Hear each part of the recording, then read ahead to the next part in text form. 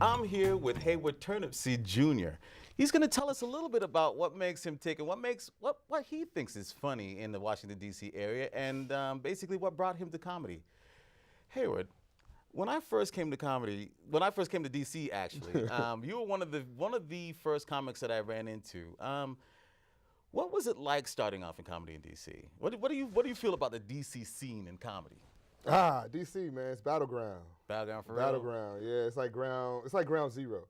This is the place where you kind of want to come to ball so that you can go anywhere else in the world and blow up. For real? So it's like the new New York. Like a lot of people used to leave like wherever they were and go to New York or even Boston. So you think D.C. is the place for? Right. I believe it's the next thing. Like just like you said, like Boston, how they were considered. Boston was the comedy scene. New York has been a comedy scene. Chicago is the second city. LA is the city of dreams. D.C. is free. So much in D.C. is free. So many museums like the Smithsonian. So much of this comedy and so much of the entertainment. And then it's just like, it's almost like looking out from the brain of the body and being able to see exactly what's going on and being able to tell people exactly why. You know, the rest of the world may dig Barack Obama, but somebody like myself who gets stuck by his motorcades says, where in the hell is this nigga going and why am I paying for it? So, all right, I get that. So what you're saying is that basically people come in, they're drawn in by the culture of DC. Because I know one of the reasons why I came, besides comedy, was the fact that DC had all this culture. They have the Kennedy Center, they have the Smithsonian's. I love the museums. But what you're saying is that they'll come in for that, and then you guys will basically just snatch them up and just devour them in these comedy clubs. Man, it's such a transient area. You have so many different people here, like you say. So many different people come from politics, come from school, come from military. So it's just it's a city where everybody comes, so cultures are intermingled. I myself live in Southeast, and I say Southeast because that's how you say it when you're from Southeast. So it's you have the white perspective, the black perspective, you have the Asian perspective, Hispanic, and you mix that in with just laughter.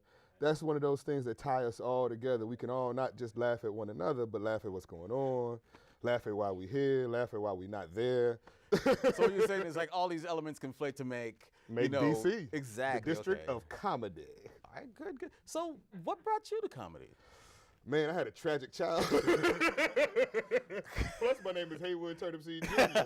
So you mix that together and you go, wow, you have got to do something funny. I would think so. If my mama called me Heywood Turnipseed Jr., I probably would have ran. I'd probably be foster care by now. My mama had high ideas. She did? And she called you? Yeah, she had ideas, she just didn't have them for you. Sort of like, see, I owe you one on that one. Okay. What do you find funny? Who is it in the comedy world that you find funny? That's what I'd like to know. What inspires someone like Heywood Turnipseed? Honestly, I would have to take a page out of Lenny Bruce's book, and you can take that for what it's worth. Lenny Bruce. His book said, I'm inspired by everything, man. Everything. There's nothing. This fly that was buzzing is an inspiration because it's wintertime. So that's a nigga fly. Because it just will not die. It's a roach. The roach with wing? Actually, that fly is going to end up on the credits, I bet you. I'm telling you. But not everything. Everything. And for myself, what is funny, the ultimate funny for me is like creation itself. Because like the ultimate joke is death. And that's a joke God has on us. Not the joke that we find funny, basically. God is like, you were born. Now you die.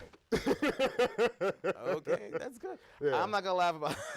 I do like dark humor. I like so I like Carlin, Paul Mooney, Pryor, Chappelle, Tony Woods, Seton Smith, Marcus Brown, Jessica Brocken, A.D. Garrett.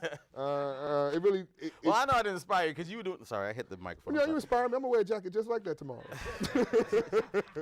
Well, I can tell you which Salvation Army I got it. You can go there and get it for yourself. What bin I crawled in to find it. Thank you. Is that a tax write-off? Yeah, somebody wrote it off the taxes when they donated it. Yes, basically. And you're from the D.C. area. Tell me what it's like growing up in D.C. Well, originally I'm from Gary, Indiana, but I've been living in the D.C. for the last 15 years. And being in D.C., man, I've been around the world. Like I say, I was in the military for a while, so I've Okay. been around the world. And D.C. is like no other city. When I say that, so it's a mecca of sorts. I won't call it mecca because I won't take that from the Muslims, and I don't want nobody coming here and bomb this place. Well, we won't mention Muhammad. Go ahead.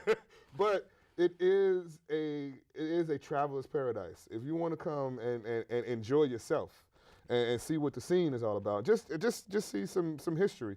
You know, go over to the museum and it will tell you exactly how we wind up here.